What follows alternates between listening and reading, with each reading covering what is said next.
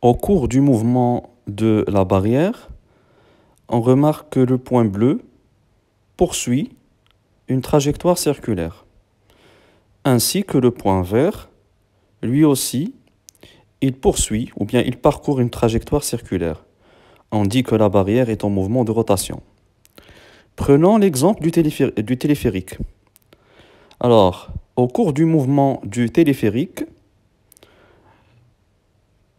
si on prend par exemple un point du téléphérique, donc on va remarquer que le téléphérique parcourt une trajectoire curviligne. Si on prend deux points du téléphérique qui permettent de tracer un segment, on observe qu'au cours du mouvement du téléphérique, le segment conserve même direction, même sens et même longueur. On dit que le téléphérique est en mouvement de translation. Prenons le troisième exemple de la grande roue. Si on prend le compartiment vert et on poursuit le point orange, on remarque que le point orange parcourt une trajectoire circulaire. Si on prend un autre point du compartiment vert, mais jaune, on remarque que le point vert, lui aussi, parcourt une trajectoire circulaire. On dit dans ce cas que la grande roue est en mouvement de rotation.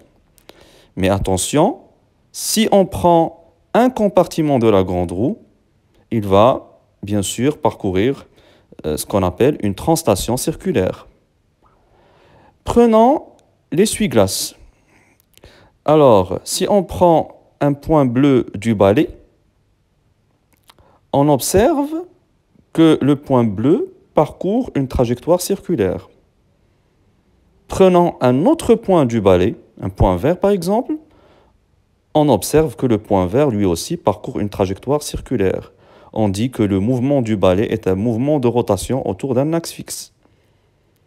Prenons les branches d'essuie-glace. Si on prend un point rouge de la branche, d'une des branches, on observe que le point rouge parcourt une trajectoire circulaire. Prenons un autre point orange, on observe aussi que le point orange parcourt une trajectoire circulaire. On dit que la branche est en mouvement de rotation autour d'un axe fixe.